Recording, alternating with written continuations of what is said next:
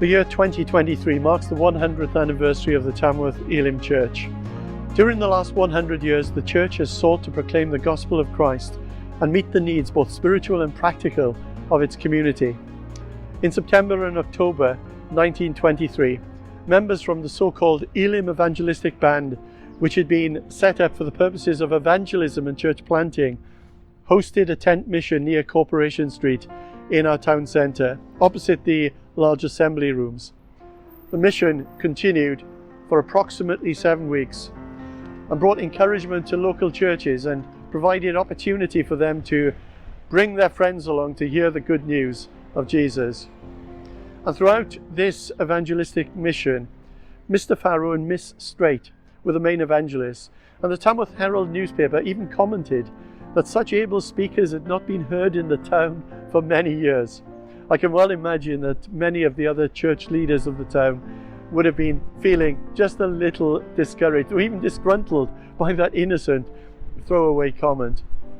Following the tent mission, which was quaintly known as the Portable Tabernacle, Elim's founder, George Jeffreys, concluded the mission by baptizing 22 converts in the Gospel Hall in Park Street.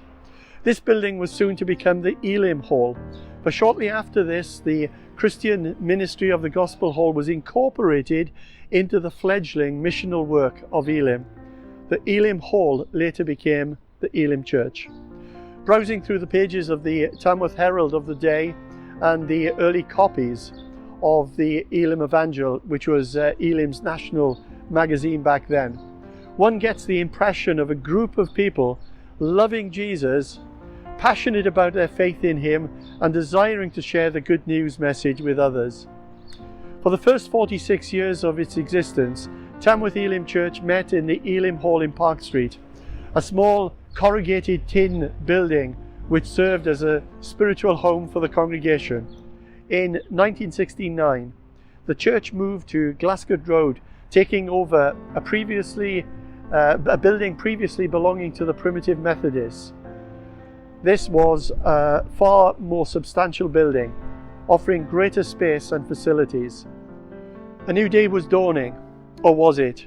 The stay in this building was actually short-lived, as in 1977, just 8 years later, the local council took out compulsory planning orders against the church and many other local buildings in order to widen the main Glasgow Road. However, there was a silver lining to this dark cloud.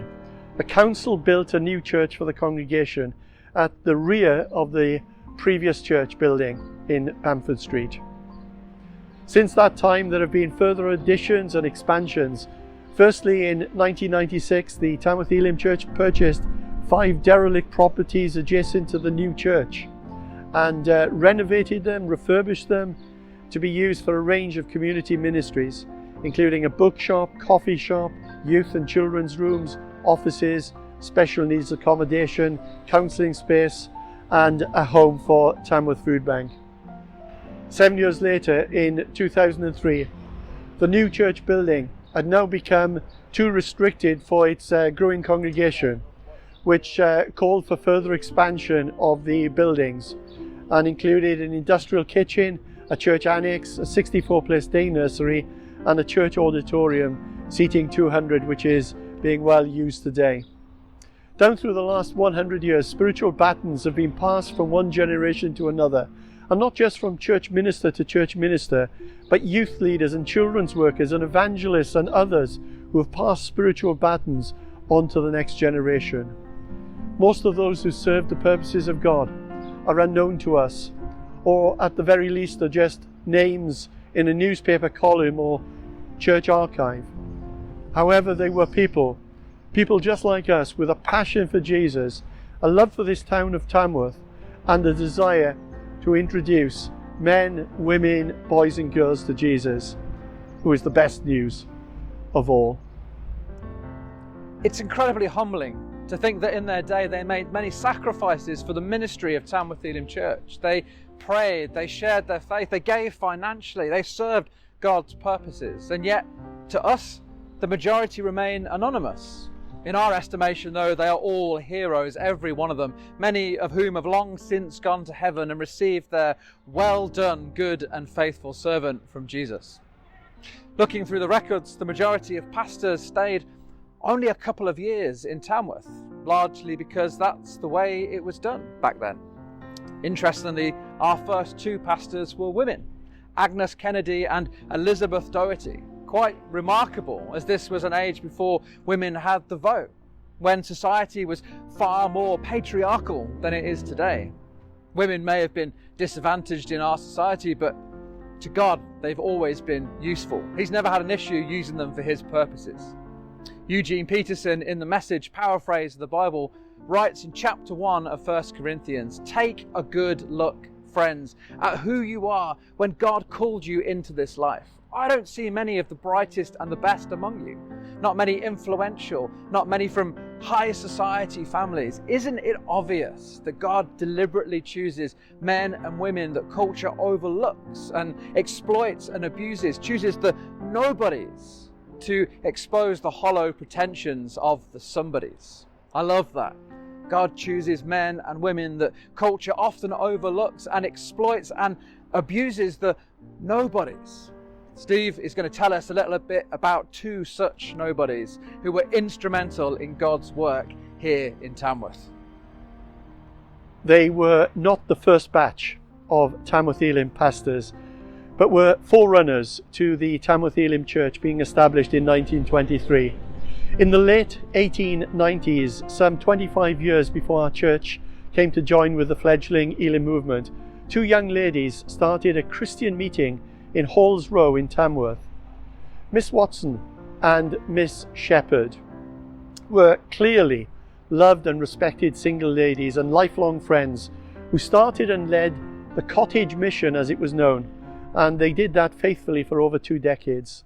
The cottage mission was held in an unpretentious meeting hall in a less salubrious part of town, with sparse furniture and a sign on the roadsides directing people to the meeting stating "Cottage Mission at top of yard." Hall's Row is no longer in existence, as it was regarded a little bit of a slum area and was demolished way back in 1934. Hall's Row would be where the bus station is presently situated.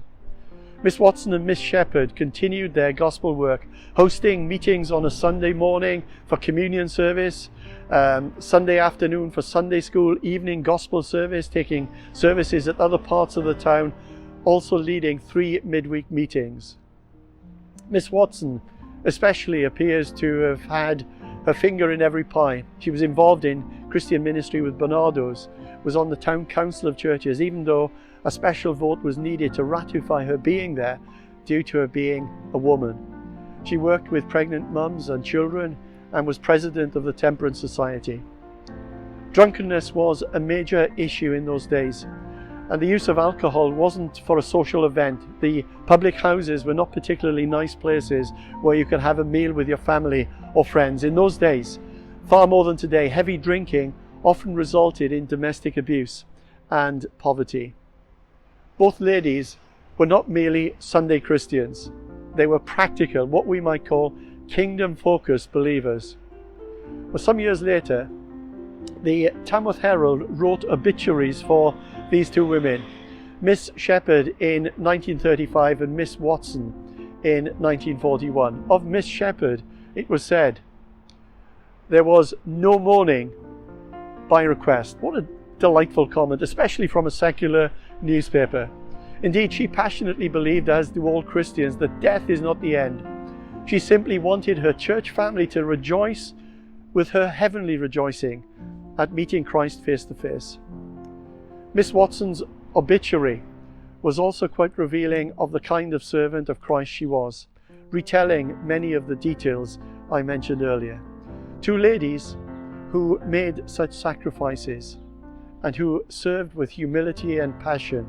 Two ladies who were representative of so many others who have graced our town in the last 100 years. they passed the baton on to the Phillips family, who became so well known and respected in the Elim movement. Ernest John, known as EJ, a gifted administrator, became a significant leader and the right-hand man to Elim's leader, George Jeffreys. EJ played a vital part in the movement's development and its growth. His brother Frederick was a pastor of the old Gospel Hall, following Miss Watson and Miss Shepherd. It was he who invited Elim to come to lead the initial tent mission, and who also published the very first Elim Evangel in 1919 from his own printing business. The Elim Evangel was the first national publication, and it ran for many decades following.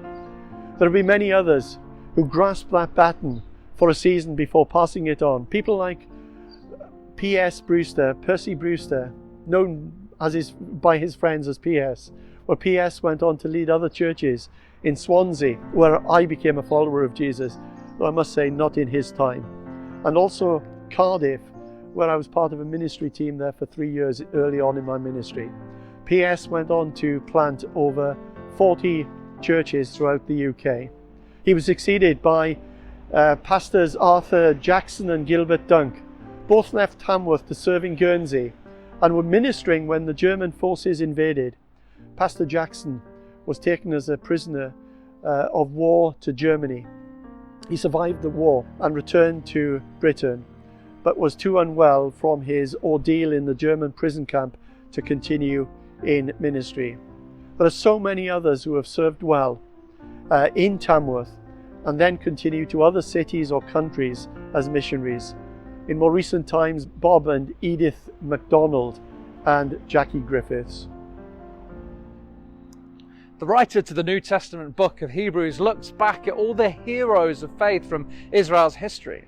After naming these household names, Abraham, Isaac, Jacob, Joseph, Moses, the writer then concludes, "And what more shall I say? I do not have time to tell about Gideon and Barak and Samson, and Jephthah and David and Samuel and the prophets who through faith conquered kingdoms, administered justice, gained what was promised, who shut the mouths of lions, quenched the fury of flames, and escaped the edge of the sword, whose weaknesses was turned to strength, and who became powerful in battle and routed foreign armies.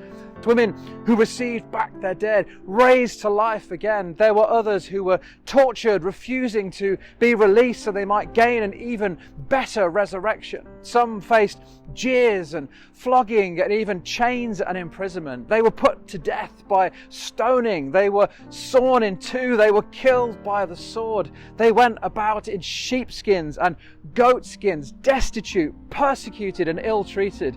The world was not worthy of them. Some escaped, some endured, some became household names of faith, while others remain unknown. The writer states the world was not worthy of them. The same words might be said of our own church history. The world was not worthy of them. Thanks be to God for all of those, past and present, who have served his purposes, choosing to be instruments of blessing in their generation, being his hands and his feet, showing passion for God and compassion for people, reaching Tamworth with the life-transforming love of Christ.